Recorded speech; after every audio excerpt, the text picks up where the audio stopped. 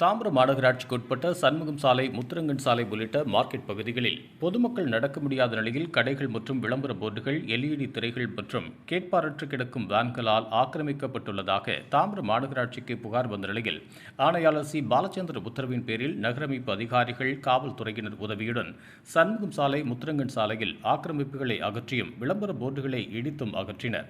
இதனால் மார்க்கெட் பகுதி முழுவதும் பரபரப்பாக காணப்பட்டது.